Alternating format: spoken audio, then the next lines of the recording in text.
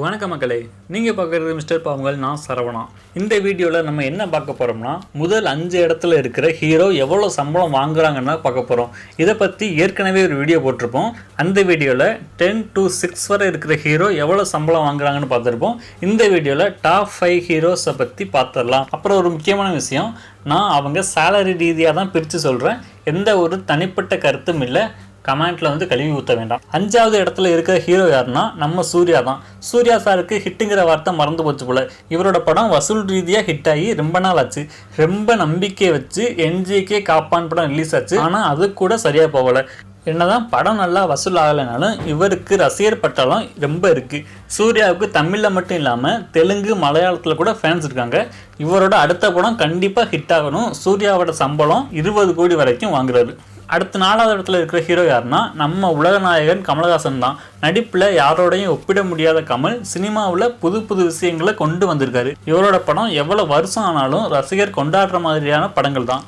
Kamal big பாஸுக்கு போயிட்டாரு, தனியாக கட்சி வேற ஆரம்பிச்சிட்டாரு. அதனால அதிகமாக படம் நடிக்கிறது இல்லை. இருந்தாலும் நம்ம உலகநாயகன் ஒரு படத்துக்கு 25 to 30 கோடி வரை சம்பளமாக வாங்குறாராம்.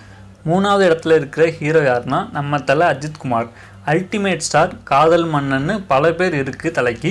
சில படங்கள் சரியாக போகலனாலும் பொங்கலுக்கு ரிலீஸ் ஆன விஸ்வாசம், அடுத்து நேர்கொண்ட பார்வை நல்ல ஹிட் ஆச்சு.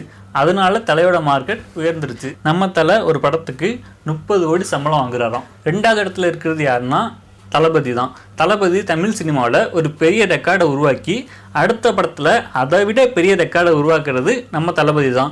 இவரோட ரசிகர் பட்டாளம் தமிழ்நாட்டில் மட்டும் இல்லாமல் வெளிநாட்டிலையும் ஏராளமான பேர் இருக்காங்க.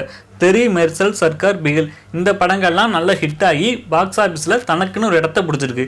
அதனால் நம்ம தளபதியோட சம்பளம் வேறு லெவல் இடத்துல இருக்குது. நம்ம தளபதி ஒரு படத்துக்கு மட்டும் 50 கோடி சம்பளம் வாங்குறாராம். இவங்க எல்லாரையும் தூக்கி சாப்பிட்ற மாதிரி முதல் இடத்துல ஒருத்தர் இருக்காரு. வேற யாரும் இல்லை, இந்த உலகத்தில் இருக்கிற 50% பேருக்கு தெரிஞ்ச நம்ம சூப்பர் ஸ்டார் ரஜினிகாந்த் தான். இவரோட ஒவ்வொரு படமும் ரிலீஸ் ஆகும்போது ரசிகர்களுக்கு கொண்டாட்டம் தான். இவரோட படத்தை திருவிழா மாதிரி கொண்டாடுறதுக்கு ஒரு கூட்டமே இருக்கு. தலைவரோட எல்லா படமும் வேற லெவல் ஹிட் ஆயிரும். சமீபத்தில் ரிலீஸ் ஆன 2.0 பேட்டை, இந்த 2 படமும் சாதனை படைக்க மறக்கலை.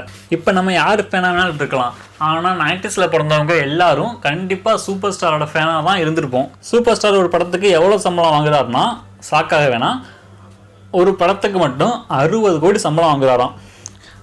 ஓகே, இவங்க யாரும் காசு வாங்கிட்டு தான் நடிக்கிறாங்க. யாரும் அவங்களோட ரசிகர்களுக்காக ஃப்ரீயாக வந்து படம் நடித்து பொது சேவை பண்ணலை. இனிமேலாவது அவங்களுக்காக நம்ம சண்டை போட்டுக்கிற வேணாம். Free advice. ஓகே, இந்த வீடியோ உங்களுக்கு பிடிக்கும்னு நினைக்கிறேன். அப்படி வீடியோ பிடிச்சா லைக் பண்ணுங்கள், ஷேர் பண்ணுங்கள், கமெண்ட் பண்ணுங்கள். மறக்காமல் மிஸ்டர் பாவங்கள் சேனலை சப்ஸ்கிரைப் பண்ணுங்கள். கடையை சாத்திட்டு கிளம்புறேன். நான் சரவணா. பத்தா.